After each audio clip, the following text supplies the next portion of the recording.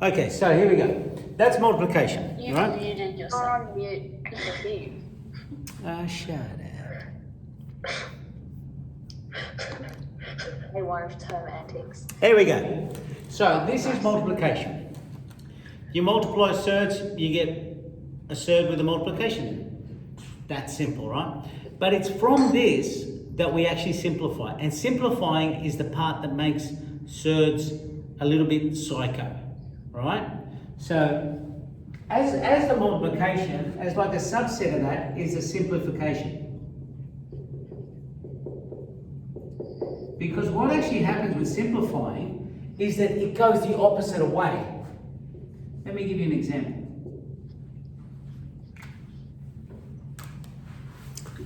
So that's square root of 75. Now, 75 has got a few factors, right? Actually, no, it doesn't. It's actually, but anyway, it doesn't matter. But there is one factor in particular that we're really, really interested in. Can anyone tell me what number that would be?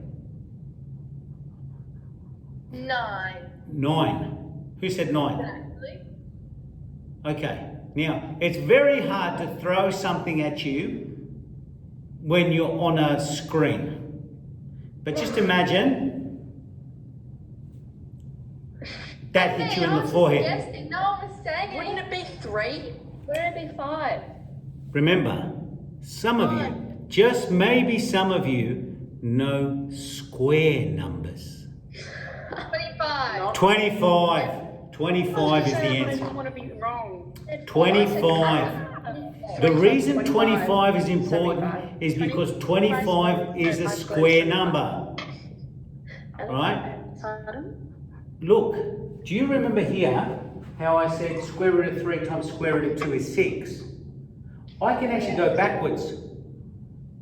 But what I can do here with 75 is I can say this, look, that's actually square root of 25 times square root of 3. Wrong. Wow. Now, why this is so important is because of the very first thing we wrote up on the board under the heading. Wow. Because 25, that's the same as 5 squared, isn't it? Yes. What's the square root of 25? 5. See what happened there? Whoa. How cool. That is the That is idea cool. of simplifying. And to do this, you need to know your square numbers.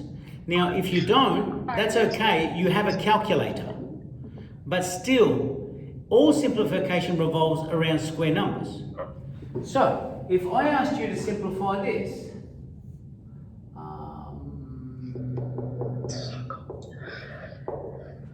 what would you do?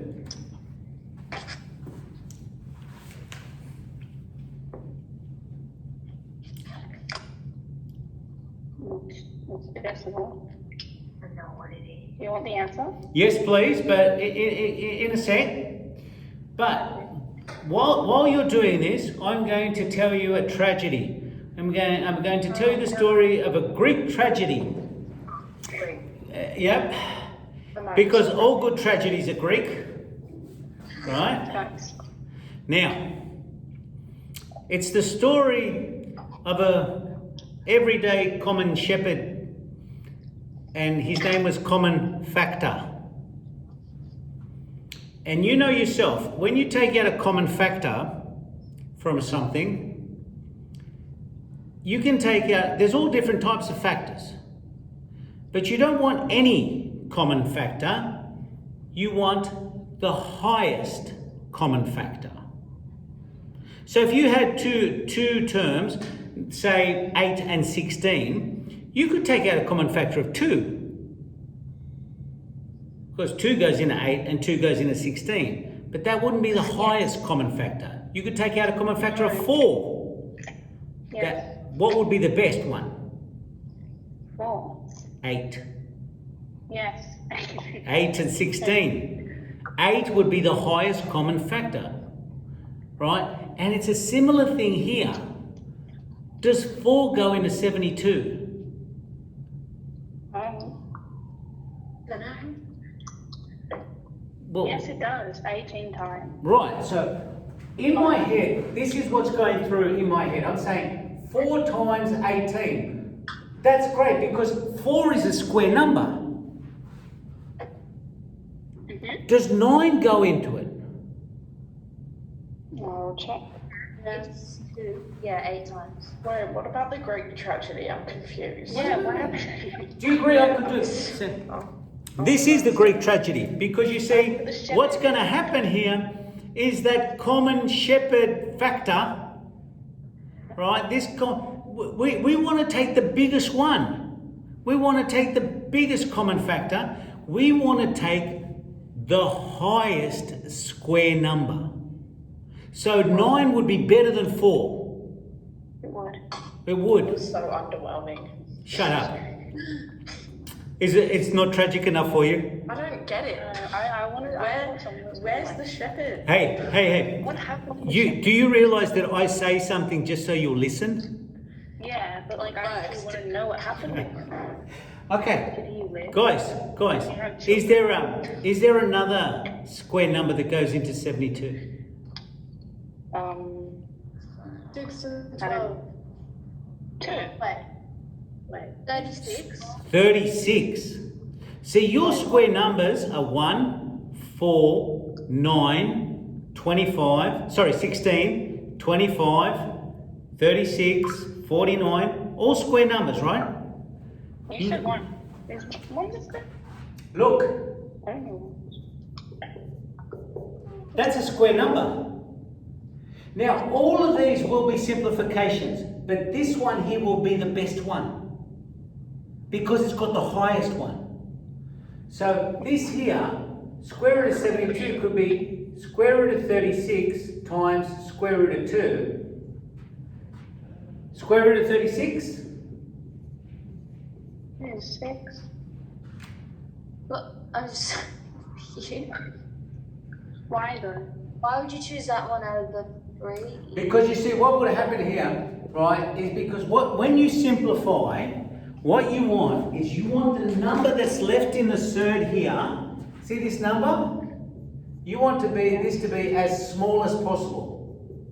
Why? Okay, because You should do that there. because we're going to, a lot of times, what actually happens is we want to simplify, just like, for example, I could give you a fraction. Say I gave you a fraction that was 25 over 50. Okay. Now that's okay, 25 over 50, it's a fraction, that's okay. But would you write it as 25 over 50? No. Or would you simplify it? 1 and 2. You'd simplify it to 1 over 2 because it will make our calculations easier further on down the track. It's a similar sort of thing here. I would rather be dealing with 6 root 2, where 2 is the number under the surd, than square root of 72. Okay? Couldn't you just say? No, never mind. Okay. All right. Everyone with me? Yes. Okay. So let me say this is A, B, C,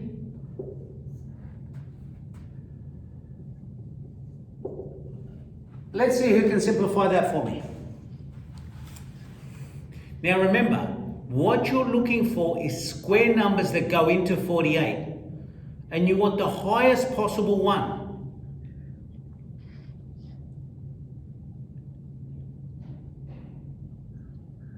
What's up?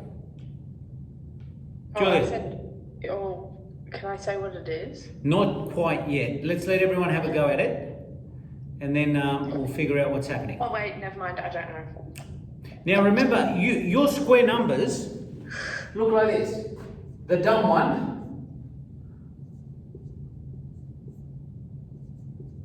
These are your square numbers.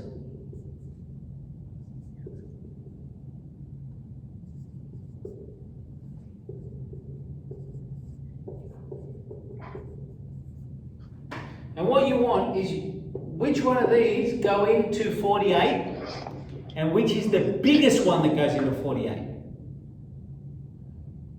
16? Oh wait, sorry. I thought 24 and 2. 24 is not a square number. That's what I said, but then 24 isn't a square number. Yeah, you want, see, and that's the key. And it all comes back to what we started with, this idea here. See, it's got to be a square. So you want it to be a square number. And, 4 will go in. But it's not as good. This one will go into 48. But it's not as good as this one. Right? This is much better. Because it's higher. And the number it leaves inside the surd at the end of it will be smaller. So it is much better to say square root of 48 is equal to square root of 16 times square root of 3. And square root of 16, well, that's just 4. Yes. And that's what we Oh, I want. got that. Yes, boy. I thought it was an 8. Okay. Now, notice the simplification is actually tied in with the multiplication because it's like when we multiply two smaller numbers and end up with a big number. This one here just goes backwards. We start with a bigger number and we break it up into two smaller numbers, but there is that one extra rule that we want to look for square numbers. And once we got the square numbers, it makes our life easier. It's not that bad. We've just got to remember what the square numbers are. And luckily you have a calculator. Yeah. Cool. All right, so what else can we do? Well, there's the really, really easy version and so a slightly harder version. Addition and subtraction. Okay. Now, I am going to tell you that with addition and subtraction of surds, just like algebra, it's all about like terms.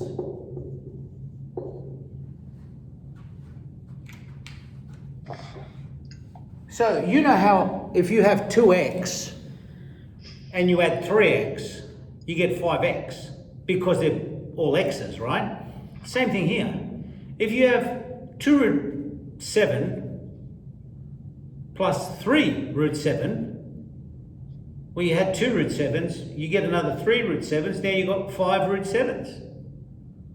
Yes. And that's all it is. It's like terms, but instead of x's and y's and a's and b's, it's square roots. So this is the easy one. It says this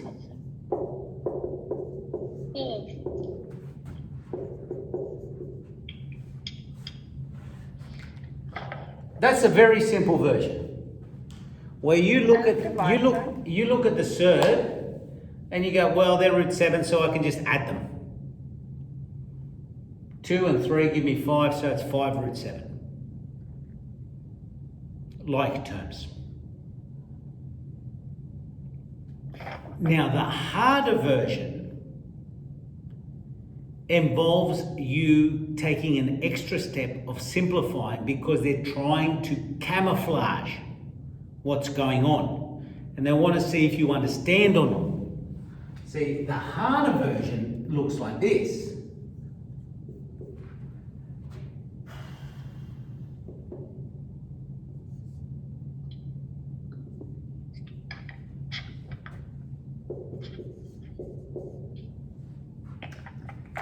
That's the harder version. And then would you simplify it like we did before? And what you're meant to do here is you are meant to simplify it. Exactly right. And you're meant to look at that and go, well, that's kind of stupid. I can't add those together because 75 and 27, they're not the same. And then what's meant to click in your brain is you're meant to think, oh, I wonder if I could simplify it. Is there a square number that goes into 75? Is there a square number that goes into 27? The 75 we actually did already. It was the first example for simplification. Yeah, it was. Square root of 75, actually 25 goes into 75, doesn't it? So what I'm going to do here is I'm going to say that this one here is this. Yeah? And I picked 25 on purpose because it's a square number. Now what square number goes into 27? Oh no. 9. You could say, well, let's test it. Does 1 go into 27? Well, it does, but that's not going to change. Does 4 go into 27? No. No. Does 9 go into 27? Yes. Yes. So then that would mean that this here, how many times does 9 go into 27? 3 times. 3 times.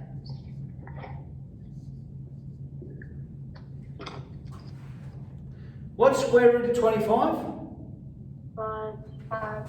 So this is 5 root 3. What's square root of 9? 3. That's 3 root 3. Whoa. And now look at this. This is just like this. Because they're like terms, because they're the same square root, the same surd, I have 5 lots of root 3. And then I add another 3 lots of root 3. How many root 3s do I have? 2. 8 8. root 3s, because you're just going to add them. Thank you.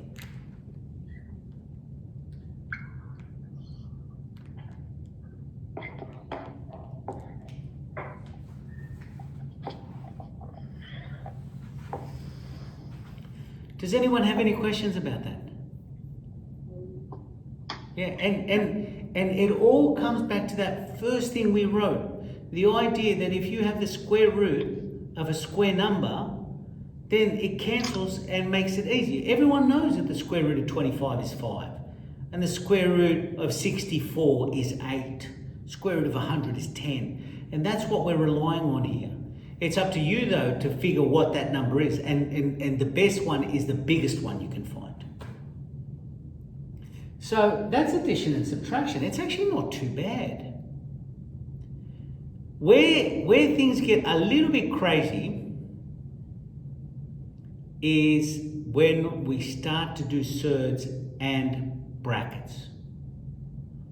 So we're going to start easy, then we're going to get harder, and then hopefully at some stage while we're doing this, Hayley, your head will explode. Okay? We're going to be waiting for it. Again. All right, so this is what's going to happen. We're going to do easy, hard, and hardest, right? And it's all about expanding brackets.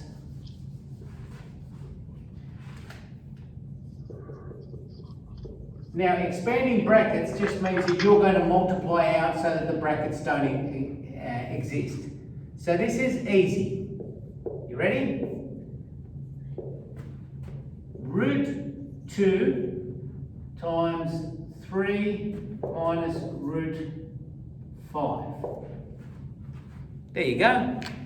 That is an easy expansion. The numbers are simple. It's all fairly easy. There's only one number in front of the bracket. Remember, a bracket means times. So this is basically saying what's in front of the bracket, you need to times everything inside the bracket by that.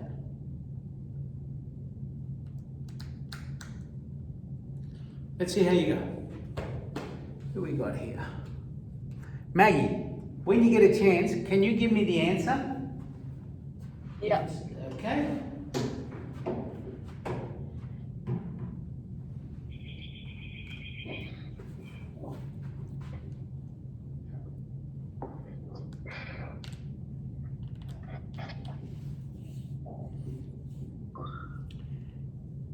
How'd you go? Almost done. Hold on. Right. Well, can you give me the first term? What's 3 times root 2 or root 2 times 3? 3 root 2. Done. Excellent. And then minus root 10. Done. Brilliant. Oh, God, that's the worst square root ever. Sweet. Simple, right? Okay, now, the only way I can make this a little bit harder is instead of giving you root 2, I give you something like this. 3 root 5, 2 root 2 minus 4 root 7. But again, it's not that hard. I've given you more numbers. But the idea is exactly the same.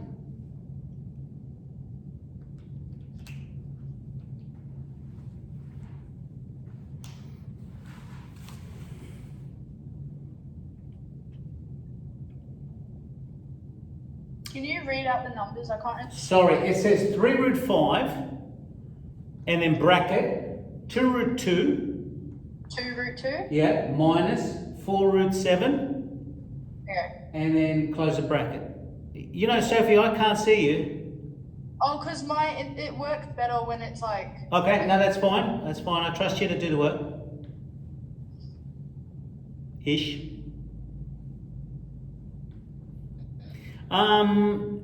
Sophie Gardner, do you think that when you get a chance you could give me the first term?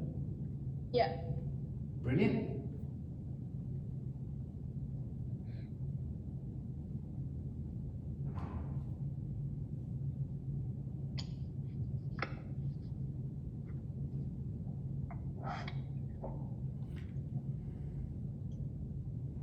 So just give me the first term. Is it square root 35? Okay. Hang on. This one here. Wait, 6 square root 10. 6 square root 10. Done. Brilliant. Okay. Evie, can you give me the next term? 12 square root 35. Done. Okay. Now, believe it or not, that's meant to be a little bit harder now. But the actual multiplications are quite simple. So let me give you a harder one now.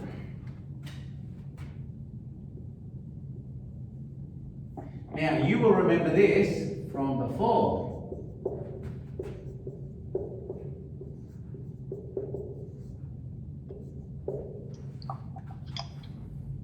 Now, they're binomials. Binomials, remember, are when 2 terms are inside the bracket. But that's all right, because you will remember that binomial brackets can be expanded using the eyebrows and the double chin. Remember that? Let's see how you go. You'll get 4 terms.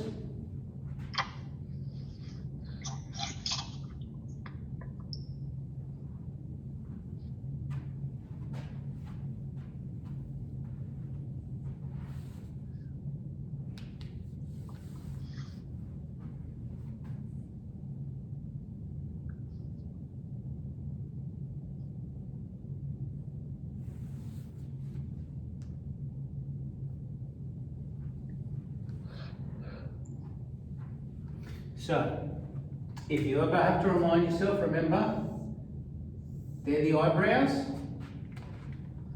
So, root 2 times root 5 is root 10. Minus root 3 times root 7 is minus root 21. You've got to take the sign in front. And this is the double chin.